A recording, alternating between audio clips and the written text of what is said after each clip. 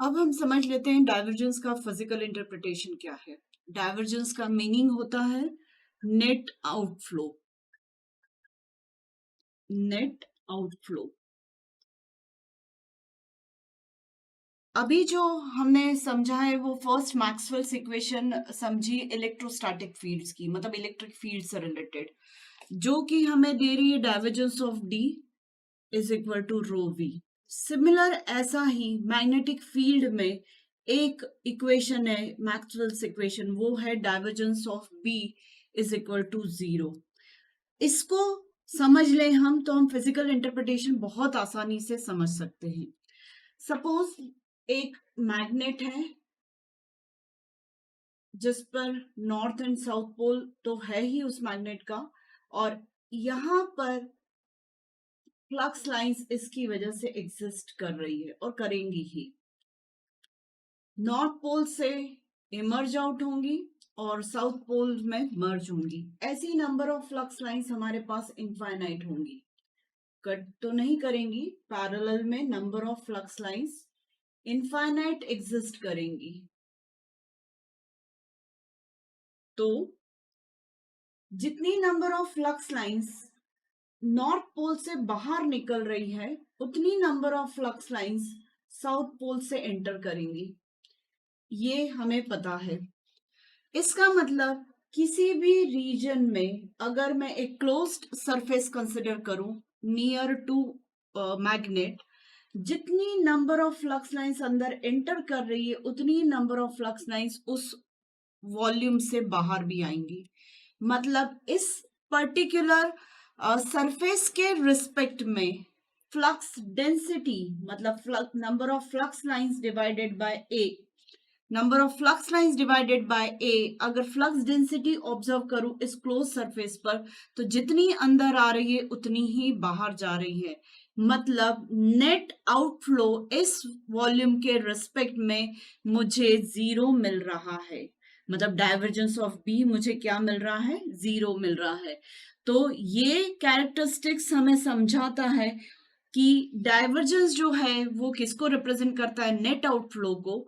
और net outflow B का किसी भी सरफेस के रिस्पेक्ट में जीरो मिलेगा, क्योंकि मैग्नेटिक फ्लक्स लाइंस जितनी एग्जिस्ट करती हैं लेफ्ट से आते हुए उतनी ही राइट में इमर्ज आउट होते हुए हमें यहाँ पर दिख रही है।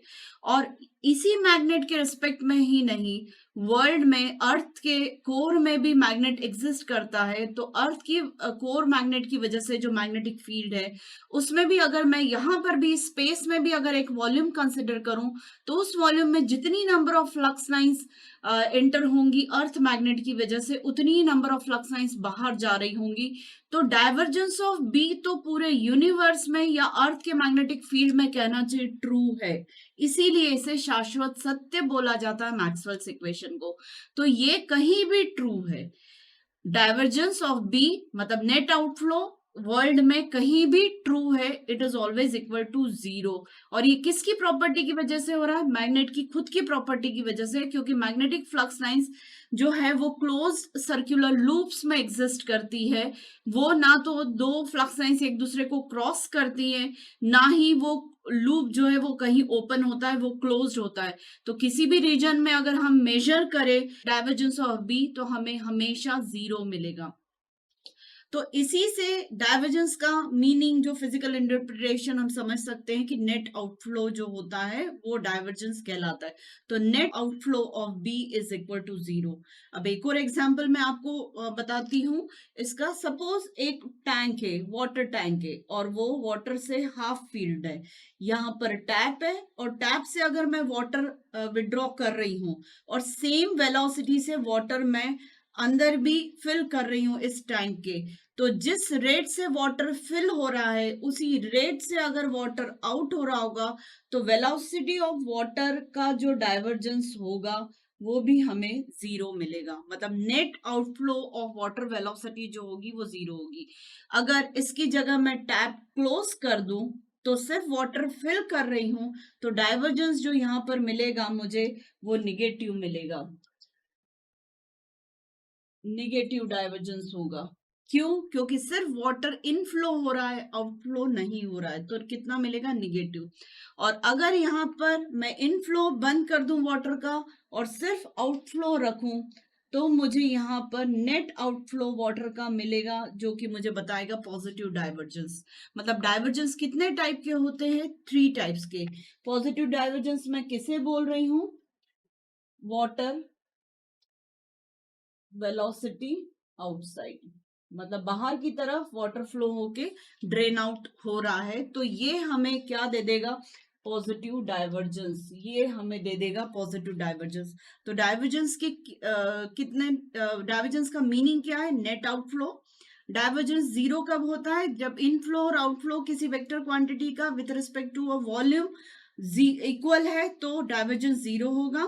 सिर्फ नेट आउटफ्लो है तो डाइवर्जेंस पॉजिटिव होगा, और सिर्फ नेट इनफ्लो है तो डाइवर्जेंस निगेटिव होगा। और हम एक एग्जांपल ले सकते हैं, जैसे एक बलून है, बलून में एयर फिल्ड है, अगर उसे पंक्चर कर दे तो जो एयर फ्लो होगा वो आउटसाइड की तरफ हो जाएगा, तो नेट आउटफ्लो एग्जिस्ट करेगा, तो वेलोसिटी ऑफ एयर का डाइवर्जेंस जो होगा वो पॉजिटिव मिलेगा हमें।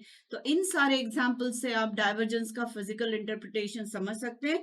पर बेस्ट एग्जाम्पल जो डाइवर्जेंस के फिजिकल इंटरप्रिटेशन को समझने का है, वो मैग्नेटिक फ्लक्स लाइंस का है किसी भी रीजन में, कि यहाँ पर डाइवर्जेंस हमेशा वर्ल्ड में सब जगह पे डाइवर्जेंस ऑफ बी हमें क्या मिलता है? जीरो। और ये मैक्सवेल्स इक्वेशन मैग्नेटिक फील्ड की फर्स्ट मैक्सवेल्स इक्वेशन है। जैसे ये इलेक्ट्रोस्टैटिक फील्ड्स की फर्स्ट मैक्सवेल्स इक्वेशन है, वैसे divergence of B equal to zero ये मैग्नेटिक फील्ड की फर्स्ट मैक्सवेल्स इक्वेशन है, जो हमें फिजिकल इंटरप्रिटेशन डाइवर्जेंस का बहुत अच्छे से समझाती है। उसके साथ साथ ये वाटर टैंक वाला एग्जाम्पल, बलून वाला एग्जाम्पल, आप अच्छे से समझ सकते हैं कि डाइवर्जेंस क्या होता है। डाइवर्जेंस के फिजिकल इंटरप्रिटेशन से ही हम सोलेनोइडल वाला कॉन्सेप्ट समझ सकते हैं। Divergence of B is equal to zero है। मतलब एक अगर मेरे पास कोर है और उस पर अगर मैं एक वाइंडिंग रैप करके एक कॉइल फॉर्म करती हूँ या सोलेनॉइड फॉर्म करती हूँ और इसमें करंट सेंड किया, तो क्या होगा? इसकी वजह से, ये करंट फ्लो होने की वजह से ये वाला जो कोर है मैग्नेटिक मटेरियल, वो मैग्नेट बन जाएगा। मतलब इस कोर मटेरियल का मैग्नेटाइजेशन हो जाएगा। डायरेक्शन ऑफ फ्लक्स इस कोर से किस डायरेक्शन में इमर्ज आउट होगी, ये राइट हैंड थंब रूल से हम निकाल सकते हैं। तो ये वाला टर्मिनल जो होगा ये नॉर्थ पोल बन जाएगा, और ये वाला टर्मिनल इसका साउथ पोल बन जाएगा। मतलब ये एक मैग्नेट बन चुका है। ठीक है, फिर से ये क्या इमर्ज आउट करेगा? Magnetic flux lines. और ये magnetic flux lines emerge out करेगा, तो उसके लिए naturally divergence of B is equal to zero होगा। तो ये सोलेनॉइड वर्ड जो है, कैरेक्टरिस्टिक्स जो है, वो इसके साथ जोड़ दिया गया है। और ऐसा कहा जाता है कि जिस भी वेक्टर का सोलेनॉइडल नेचर है, अगर कोई एक वेक्टर ए है, अगर उसका नेचर सोलेनॉइडल है, तो उसका डाइवर्जेंस हमेशा जीरो होगा। तो आपको एग्जाम्स में इस टाइप के क्वेश्चंस आ सकते हैं कि एक वेक्टर फील्ड का एक्सप्रेशन आपको दे दिया जाएगा और आपसे कहा जाएगा कि check out whether its characteristics is solenoidal और नॉट। तो आपको उसका डाइवर्जेंस निकालना है और वो आपका जीरो आना चाहिए। इस टाइप के क्वेश्चंस आएंगे, या कोई वेरिएबल दिया रहेगा और आपसे कहा जाएगा कि इसका ए का नेचर सोलेनॉइडल है, तो इस पर्टिकुलर वेरिएबल की वैल्यू निकाल के बताइए। अभी मैं आपको इस पर बेस्ड एक क्वेश्चन करवा दूंगी प्रॉब्लम, तो आपको समझ में आ जाएगा। पर सोलेनॉइडल वर्ड को किससे लिंक किया है? मैग्नेट से। और मैग्नेटिक फील्ड से रिलेटेड हमारे पास divergence of B is equal to zero होता है।